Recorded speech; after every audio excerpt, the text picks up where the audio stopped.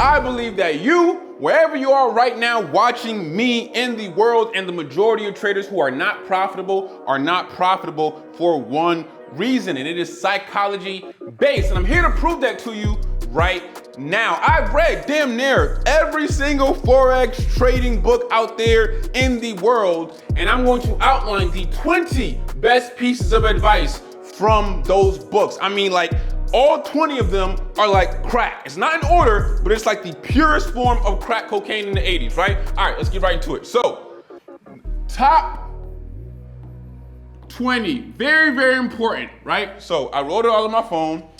Number 1, I assume that you already have your own system, your own edge. You must learn to trust your edge. The edge means there is a higher probability of one outcome than another. And the reason why that's so important is, right, like, trust your edge. Let me actually delete that and put the thing smaller so it's easier for me to see. All right, trust your edge. And the reason why that's so important is not necessarily the trust in your edge part, but it's the higher, and I'm gonna say prob, right? But higher probabilities is because I just did a whole webinar just now, and somebody on there, and Connor could even put that in there as like a little input into the video. My psychology, I'll have I want to say I'll have like a 80 to maybe even a 70% win rate in a month. That's actually really good. And I lose. But literally somebody in there was like, I win 65% of my trades and I'm still nervous X, Y, and Z. You gotta look in terms of the higher probabilities. If you take 100 trades, you just said this is a track record that lasts. It's not some 1 week track record. This is a track record you actually have.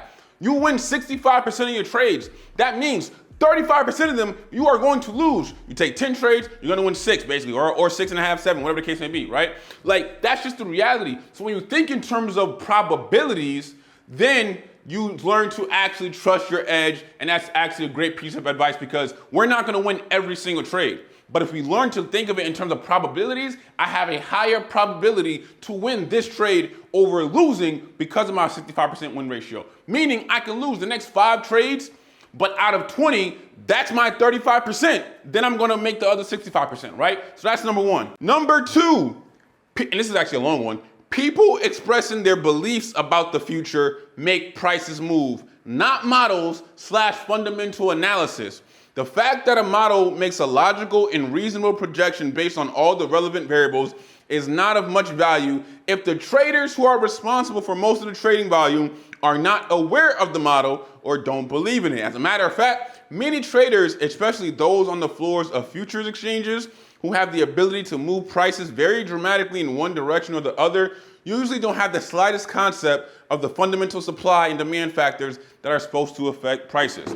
Number 2, this may be controversial, but this is literally from a book from a very established trader, right? And I can add on top of that and co-sign it because I agree, right? Number 2, which is, let me actually back up and write 2 in this font so you can see it.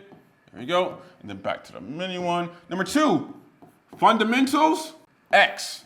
This does not mean do not take fundamentals into consideration. Fundamentals are important, but what they're saying is you need to be a technical trader. Somebody out there who's a technical trader and has the greatest psychology in the world will be a million times better of a trader than somebody who knows every single thing about fundamental analysis and supply and demand, but can't really get their psych right. So they're not saying fundamentals is not important. You can look at models, but understand models don't move the market. People do, right? All right, number 3, this is so important. This is why every single piece of advice here is so important, right? Number 3, you are dissatisfied with the difference between what you perceive as the unlimited potential to make money and what you end up with on the bottom line. No matter what you're trading, you know this market has an literally unlimited amount of money you can make, but when you end up with 300 or 700 or 1,000, you're like, damn, that's it? Because you know it's 300 or 700 or 1,000 out of a trillion, right? Like, you can't think like that. But continuing the quote, it says, the best traders not only take the risk when they're trading, they have learned to accept and embrace the risk. there's a huge psychological gap between assuming you're a risk taker because you put on trades and fully accepting the risk inherent in each trade. Just like we go back to number one, higher probabilities, trust your edge. The determining factors for winners is psychological. The winners think differently than the rest. So point number 3 is flat out, and I'm gonna do 2 different ones, right? Stop being dissatisfied. Like, stop being dissatisfied and be happy with your profits because you're taking money from the market. That's just the reality. You're taking money from the market when people are losing. Be happy, be proud. We're gonna get into a lot more of that a little bit later with the other 17. But side to that is the determining factors between winners and losers. The winners think differently. Think differently.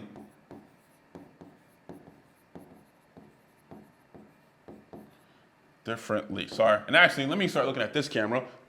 Sorry, you guys are the main camera. I should be talking to you guys. All right, that's number 3. So start thinking differently when it comes to the actual market and like thinking like a winner, operating like a winner, fully accepting the risk before you get into a trade, right? Number 4, there's a big difference between predicting that something will happen in the market and thinking about all the money you could have made and the reality of actually getting into and out of trades. I call this difference, and others like it, a psychological gap that can make trading one of the most difficult endeavors you could choose to undertake, and certainly one of the most mysterious to master. This kind of goes hand in hand with number 4, but you kind of see why I thought it was great. It's because there's a big difference, right? Stop thinking you're great because you're predicting the market. If you didn't get in, you are not great. Why didn't you get in? It's psychology. It is not because, like, you know how to trade. And I said this before in a webinar I did earlier today. The majority of people watching my webinar right now, you know how to trade. You can analyze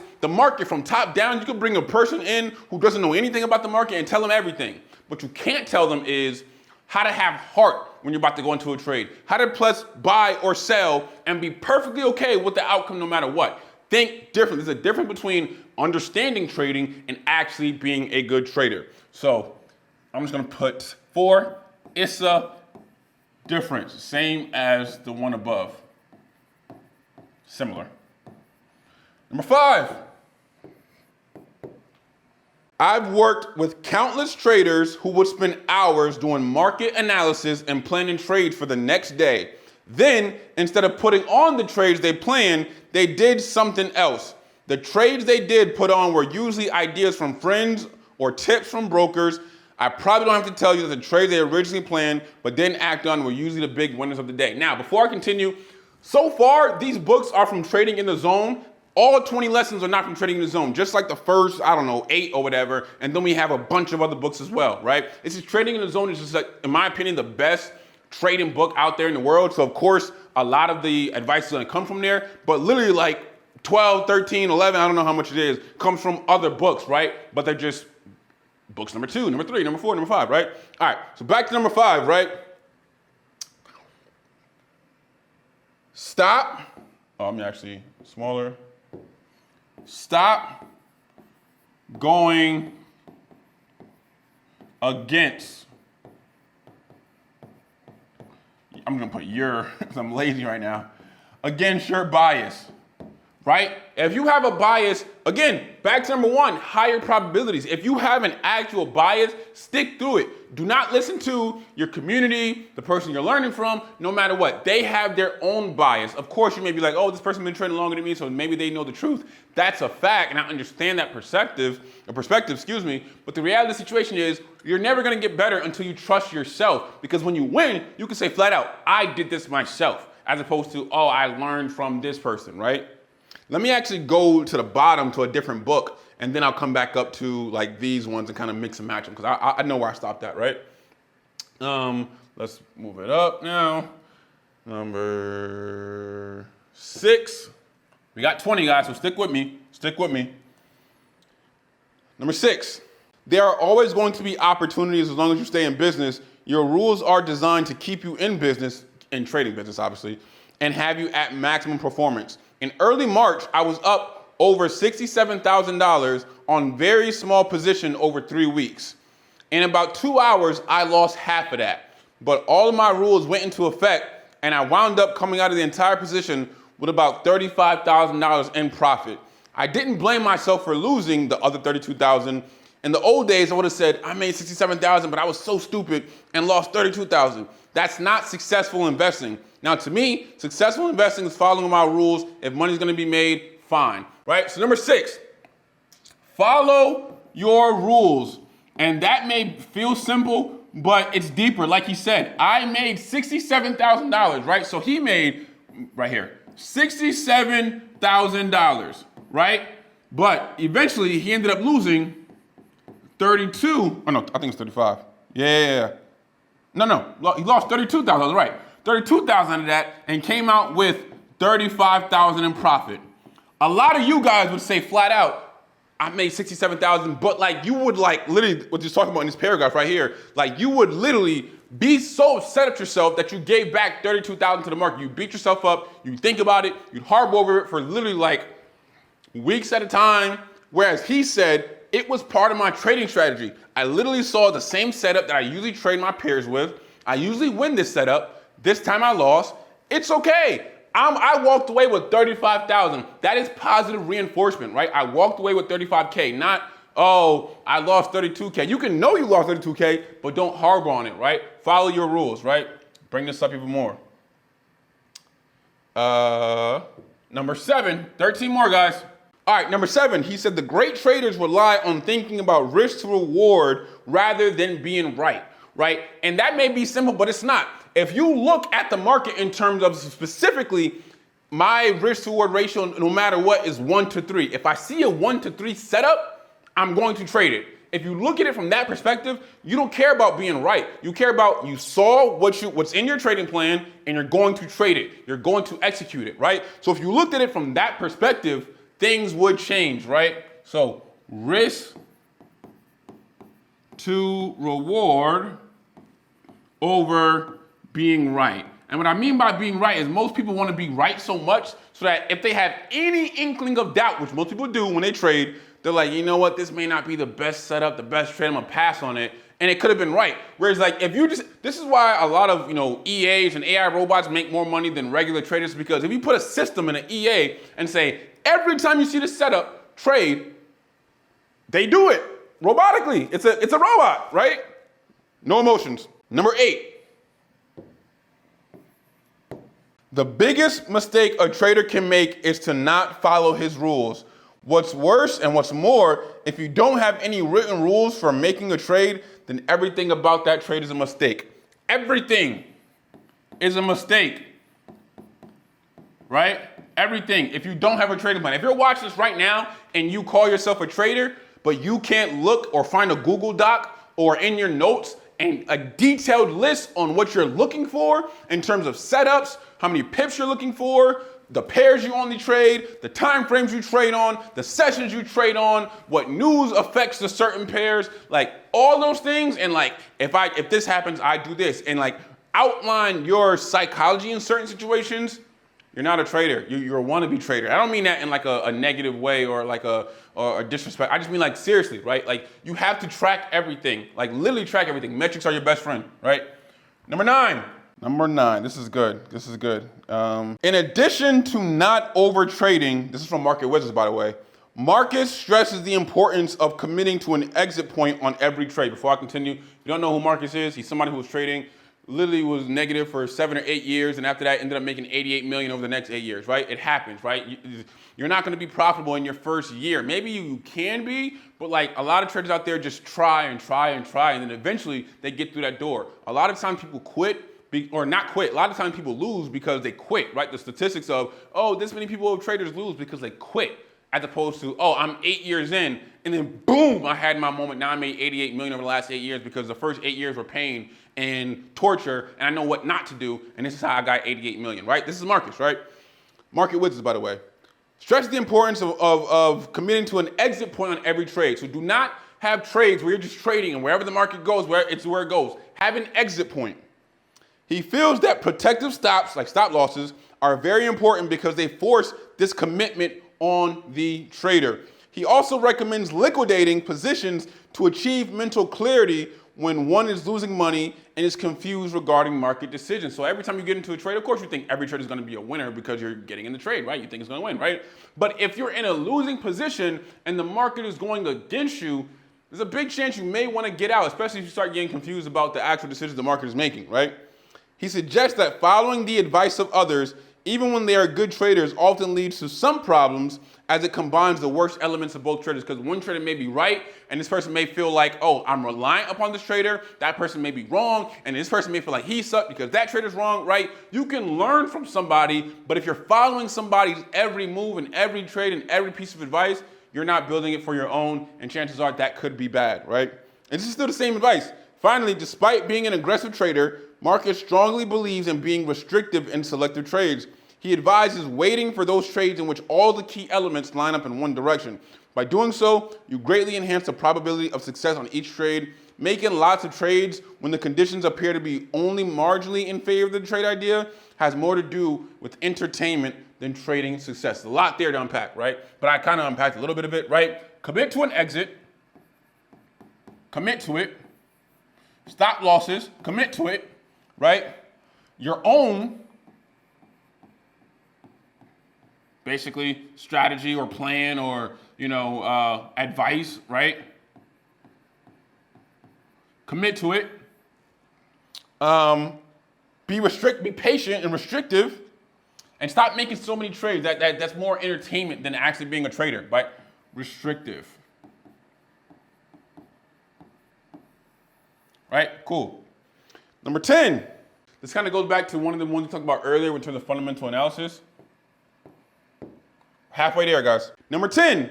In contrast to myself, a pure fundamental analysis, Steve's approach to the markets was strictly technical. The fundamental analysis uses economic data to forecast prices, while the technical analyst employs internal market data such as price, volume, and sentiment to project prices. Working closely with Steve, however, I began to notice that his market calls were often right. Eventually, I became convinced that my initial assessment of technical analysis was wrong. I realized that, at least for myself, fundamental analysis alone was insufficient for successful trading. I also needed to incorporate technical analysis for the timing of trades. So back to number 2, fundamentals X, but like technicals, literally, people move prices, technicals, run, S-H-I-T, that's like a little star, so you guys, monetization, you feel me, YouTube, right? But technicals run it all, right? So, I don't gotta explain too much there, you guys understand the point. Number 11, avoid the Forex cycle of doom. Avoid the cycle of doom. What that means is, it's called the search, the action, and the blame. What does that mean? You first search for a trading strategy, phase 1. Then you're actually doing well with the strategy and you're actually taking it in. Now it's your actual strategy. And then number 3, you actually lose and you blame people and you look for a new strategy. And that's a cycle of doom. You search, you incorporate, you blame. Search, incorporate, blame. Avoid that. Meaning, if you're losing, chances are you're not thinking in terms of probabilities. Chances are you're not doing one of these things, if not all of these things, as opposed to, oh, the strategy sucks. Trading is not necessarily so much about the strategy, because there's a reason. And one of these points in here talks about strategy as well. I'm going to get to it. I'm going to leave it for the last point, but how I gave everybody the exact same strategy and it was all different results. So it just shows the strategy alone, just like fundamental analysis alone, is not enough to make you successful. It all is based on psychology. It's all based on psychology, right? So that's number 11, avoid the cycle of doom. 12, all right, so he talks about the subconscious mind and the unsubconscious mind, right? Subconsciously, you're taking things in, you're actively learning, you're actively doing things, and then like unsubconscious state, you do it naturally, right? Second nature, right? You do it without thinking, right? An example he gave is that after your subconscious mind nicely records all the steps, eventually, like in terms of trading, eventually your unconscious state takes over. Here's an example. You don't even need to think about the task of driving because it has become an unconscious scale of competence. You already know how to do it. You're not sitting there making life decisions before you get in the car, right? You're literally like, all right, get in the car, go to work, go to the store, yada, yada, yada, right? You've learned it subconsciously. Now, unsubconsciously, you know how to do it innately. That's how it should be with trading, right? People who do this don't even need to think about the things they are doing because they took the time and learned the skills of success and can perform them in an unconscious state. And you want to get that way when it comes to actually trading, right? So you learn trading subconsciously, but you got to get to a point to where everything is like you take the emotions out of it and you want to get to an unconscious state. All right, 13. Oh, this is a story. I'm just gonna try to summarize it as quick as I can. But basically, one of his friends found an investment that sounded too good to be true with an incredible return of over 400% a year. After pestering his friend, which is not me, but me, the guy writing the book, over and over again to get involved, I warned him that such returns just don't last, and without being able to do some clear due diligence on the company, I would rather pass and wish him well. Eventually, however, after watching him receive huge dividend checks over the next 2 years, I just had to succumb, right? Get involved and invest. I plan to invest 20K, which his friend chided him for. Come on, man, you're worth so much more. Put in $1 million. Within a year, it'll be worth $4 million. Put in $1 million with me. The dude said, I refuse to risk more than 20,000. It is an amount that will not change my life if this opportunity goes bad or I lose all of it. It will not create a financial or emotional burden or threat to my family, lifestyle, or emotional happiness. He eventually invested the 20,000, and within 60 days, he got a return for 9,000, right? So we can write this down, right? He invested 20K, and then within 60 days, he got a check for $9,000, right? Almost like it's pretty good, right? Then after the 9,000, his friend urged him to not only reinvest the 9,000, but still reinvest like more and more millions, right? He said, no, I'm not going to do that. What I'm going to do is wait for the next dividend check so that hopefully I can get 11,000 from it. So now I'm in a risk-free investment because I put in 20K, put in. This is what I made. So this is not my money. Right? It's technically my money, but it's not my money. It's money that came from the investment, right? So 9K came from the investment. I want to get another 11K so I can know that no matter what, I didn't lose any money, right? I put in 20K, I got 20K back, right? I didn't lose any money, right? In case it goes wrong, right? In case it goes flat out wrong, I didn't lose any money, right? So what he said was his friend kept chiding him and yada, yada, yada. And then eventually his friend kept getting bigger checks. He eventually quit his job. He and his wife lived on the income he was making from the investment. Real estate was booming. His house increased in value. He went out and refinanced it to take out as much equity as possible. And while the saying goes, when it's too good to be true, it usually is. As he's waiting for the next 11,000 or 9,000 check, whatever the case may be, to get to 20K, the state attorney's office came in and declared the activities of the company to be a Ponzi scheme and shut it down. I only lost $11,000 because I made 9,000. I only lost $11,000. My friend lost everything. The point of that story, number 13, is failing to look at the potential downside of an investment will completely alter your life. So, look at the downside. No matter what. And that applies for all trades. That means when you get into a trade, well, before you get into a trade, look at what is the worst thing that can possibly happen, right? This is what I mean by your lot sizes in X, Y, and Z, right? How much can I lose? If I use a standard lot, if I use a 2 lot, if I use a 3 lot, am I going to blow my account? If I'm not going to blow my account, am I not risking more than 10%, more than 5%, more than 2%? If I'm not doing that, place the trade. If I lose this trade, I'm gonna either make so much money or blow my account. You should not be placing that trade. And a lot of you guys are placing that trade. There should be no reason you should be blowing your account. Mind you, this is me. I'm a multimillionaire now. However, just 7, 8 years ago, I was blowing accounts. So I can say from experience and not theory, I was there. However, you have to look at the downside and understand there's only 2 things that can happen in the trade: win or lose. Meaning, you can literally place a trade and place the trade so high. I mean, let's say if Euro USD is at 1.08 or 1.09, you can place a trade at literally 2, literally flat 2. You know, and for my traders out there, you know how hard is it for like EU to get there? Or place it at 0.50. You know how hard it is to get there? One economy has to be terrible for it to get there. And just let it play out. It could take 60 years. And obviously you gotta take into consideration if brokers stay the same. Okay, cool. Let's imagine broker stays the same no matter what, never goes under, right? It could take 60 years. It's gonna hit one of those numbers, one of them. Or else you're just gonna be in the middle over and over again, right? And just constantly be in a floating profit or floating loss for the next 60 years, right? There's only two things that can happen in a trade. You win or you lose. So always look at the downside. That's actually one of my favorite pieces of advice from this. Always look at the negative downsides. All right, we only got a few more, guys. You will reach your turning point as a trader the moment you stop getting frustrated about not making the money you want at trading and start working on mastering the art of trading via your disciplines, your skills, and trading methodologies, right? So basically, master the art and get better every day.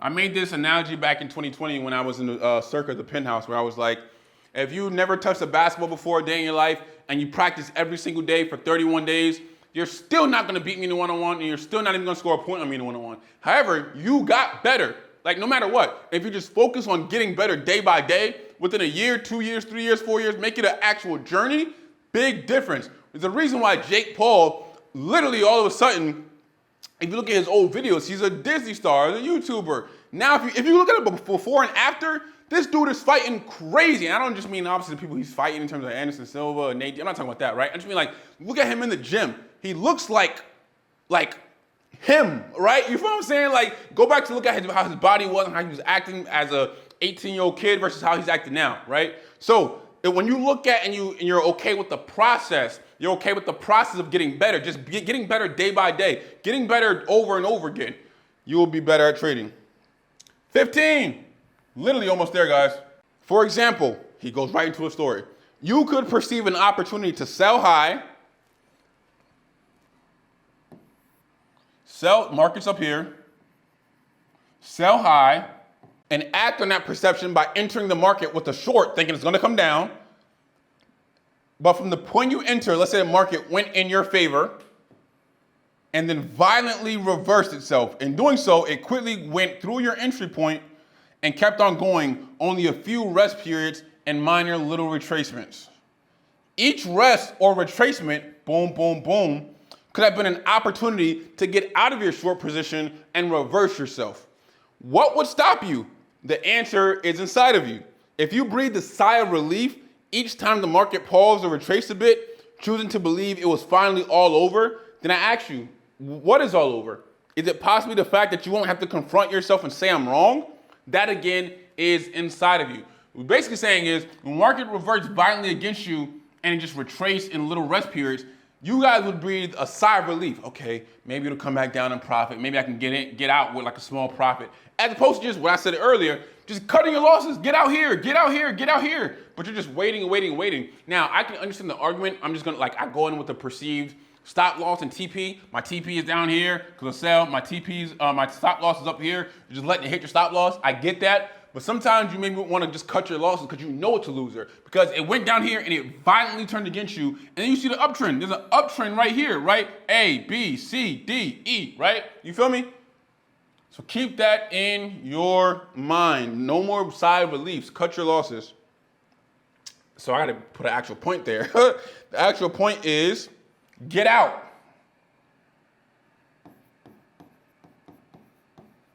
Don't breathe a sigh of relief and don't wait for it to come down, right?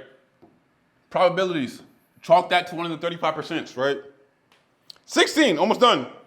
Only trade with money you can afford to lose, meaning money that has little or no value in your life. Only trade with money you can afford to lose.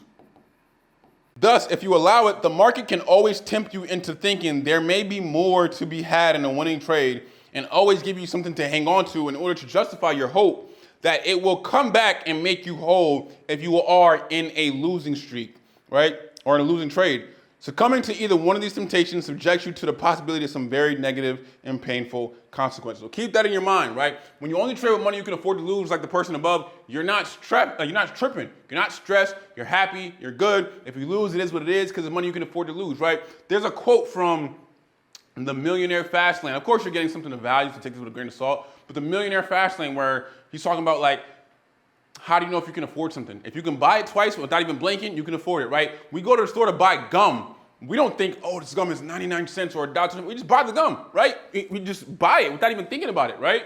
So when you can afford to trade with money, or when you trade with money you can afford to lose, you're a lot better. Which is why I always say, make sure you have an actual job or an actual skill set that you're actually doing to put money into that. Me, I was babysitting and getting 4 or 5, 6K a month babysitting, threw that into trading over and over and over again, because I knew at the end of the day, it was money I could afford to lose, so I was getting another check from babysitting the very next month, right? Keep that in your mind. 17, we are almost done, guys. Thank you for sticking with me if you've been here so far. I'm hoping that I can be a big help in your journey. It's my only goal, right?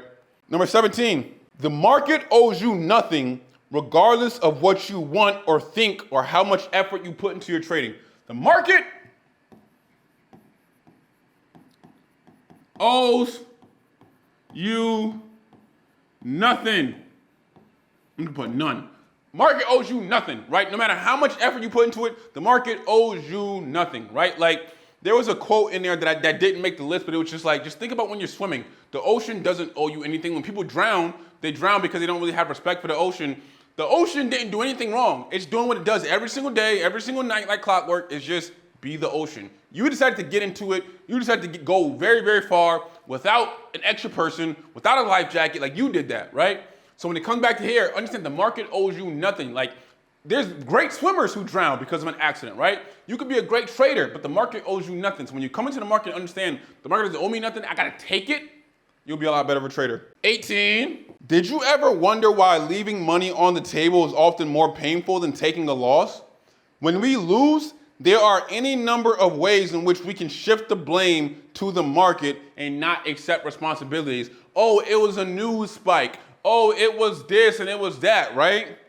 But when we leave money on the table, we can't blame the market. Meaning, like, if you said the trade was gonna go up or go down and you didn't get in, but it did exactly what you said, you can't blame nobody. The market did exactly what you said, right?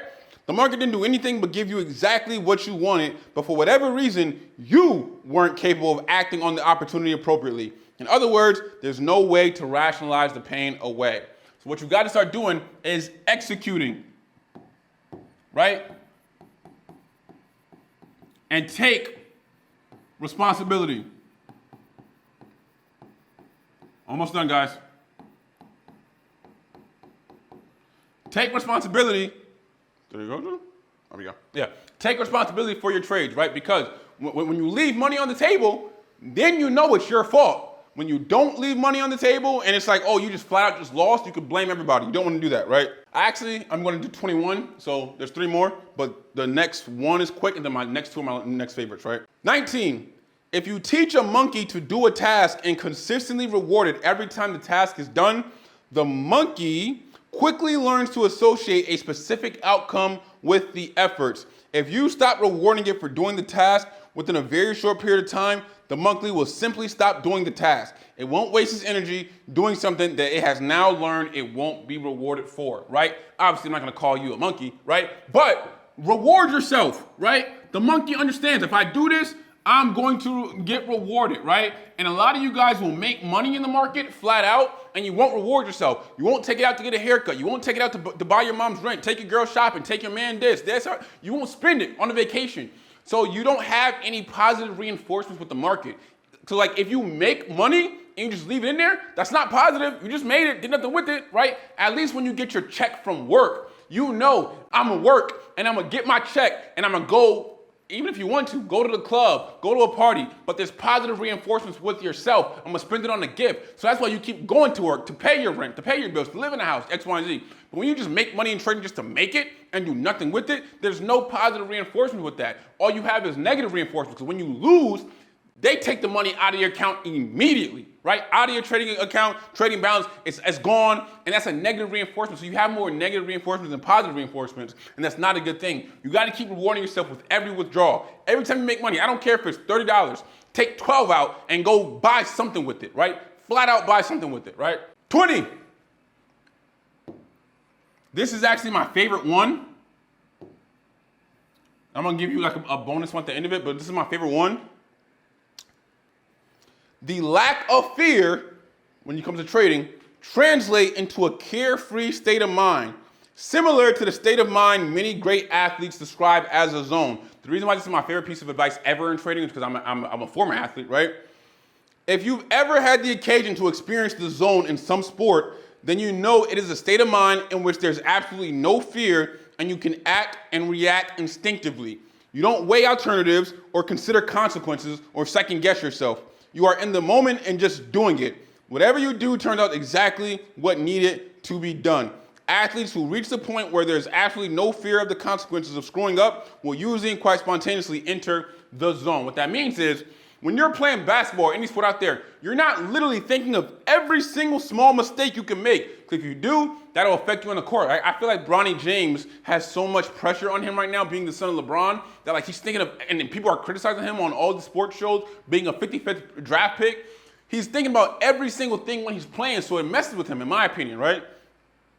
But when you're like Kobe or LeBron or Jokic, you will end the game with some turnovers. I think LeBron got the most turnovers in NBA history. Kobe has missed the most shots in NBA history, right? That's just the reality. Jokic lost so many times in the playoffs and lost to the Warriors and lost here and lost to the Lakers and I think he lost to Portland one year with CJ McCollum and Dame Lillard, right? That's just the reality. But when you're playing, you're not thinking about all these negative stuff. You're just doing what you got to do when you're in the zone. Then you'll see Jokic is one of the greatest players of all time. LeBron's one of the greatest players of all time. Kobe's one of the greatest players of all time. You're in the zone. So when you're literally playing defense, you're just reacting instinctively. He goes here, I go here. He goes here and crosses over, I go here and I go here. Cut him off. Get the ball, I'm going to dribble between the legs. He switches me behind the back. You're just reacting instinctively. That's just the reality. You're just reacting. And if you can just react to the market and what it does to you, if the market does this, I'll do this. If the market does this, I'll do that. I swear your trading will change.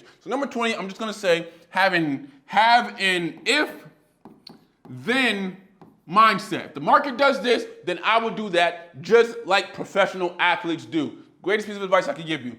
Now, 21 is a bonus. The absolute last one is one I had at the very, very end. And it's another story, but it's very, very shorter than the first one, where he outlined that this guy had 12 traders, advanced traders that he was mentoring, right? And he told them flat out, I told everyone where to get in with the market, where to reverse our positions if the market did not go our way, and where we would get out for a profit. We will be in the trades for 6 to 10 hours. Regardless of the trading plan already created that I created for them, I allowed each trader to do what he or she thought was best for him or herself. During this time, it was incredibly interesting to observe that all the trades, though taught the same rules, methodologies, and winning habits and concepts they must achieve or they must exercise to achieve their ultimate goals as a master trader, quickly reverted back to their emotional predispositions when it came to trading and came up with incredibly different results. So all the 12 traders got told, here's where you enter. If the market does this, then you do that. Here's your stop loss. Here's your take profit. And we all learned the same thing over the last 8 weeks of this boot camp, right? And when that happened, when they all were in the trade in the live account, when the trade was going, they still did their own thing. They operated how they usually operate based off of their consistency in the market, right?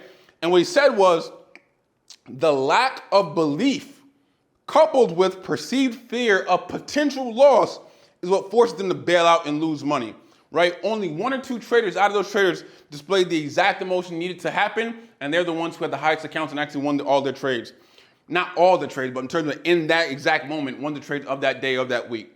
Patience and delayed gratification are some of your greatest assets to become successful. Stop having a fear of a loss.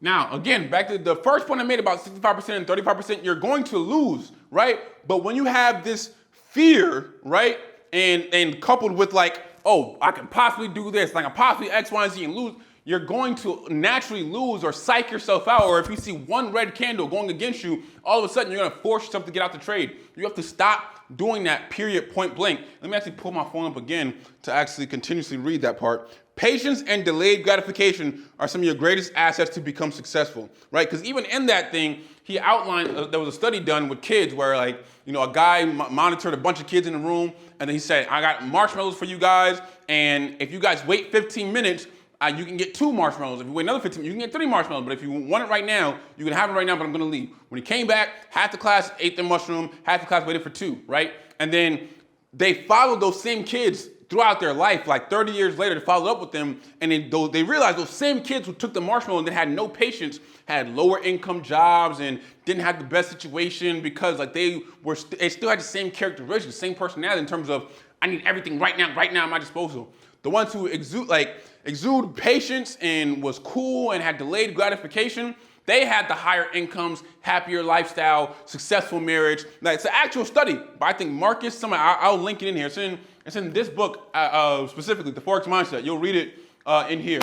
I believe so. Yeah, read it in that book, right? By Jared Martinez, right? That's one of the books out of the 12 or 13 books I was quoting, right? But understand that study, delayed gratification will be your best friend. Will be your best friend. It's the last thing I will write. Delayed gratification, right? Understand that you can be rich or you can be successful. Whatever your version of rich is, I was on a webinar and some people were saying an extra 4K or 5K would change my life. Cool. As long as you have delayed gratification, how willing are you to be like, I'm going to continue to learn this thing and not get to my goal for another 2 years, another 1 year, another 3 years? We all know that high school, they give you 4 years. College, they give you 4 years. You graduate, you get your degree. You get your diploma and your degree. We know that already. When it comes to trading, you can make it in year 1 or you can make it in year 5. You can make it in year 7. Markets from Market Wizards, year 8, right? It just happens. But the minute you look at it as I'm going to delay my gratification no matter what, but I'm going to get there, you will be a better trader. And that, guys, is the 21 best pieces of advice from all the greatest books in the world, and that is why I believe your actual constraint when it comes to trading is psychology-based and not market analyst-based. So guys, if you don't know who I am, my name is Chris Williams, aka Swaggy C. I've been a trader for the last decade, running businesses for the last 5. I'm a multimillionaire, lives in Puerto Rico and Dubai, my wife's kids. My only goal is to teach you guys financial literacy and trading and all the concepts that I know that helped me change my life. Literally, and I do that on 2 platforms, on deeppockets.com, which is my privatized mentorship that I love so much that I give everything to, and even my YouTube. I give so much to my YouTube channel. Literally, you guys can watch for free. The only thing I ask you guys to do for my YouTube channel is just subscribe, because my YouTube analytics says 52% of people who watch my videos are not even subscribed. So if you guys need to do me one favor, just subscribe to the channel and just give it a like or comment. That gives me a positive reinforcement, like trading, that like what I'm doing is a good thing. You guys actually like it. So I appreciate you guys, and see you guys in the next video.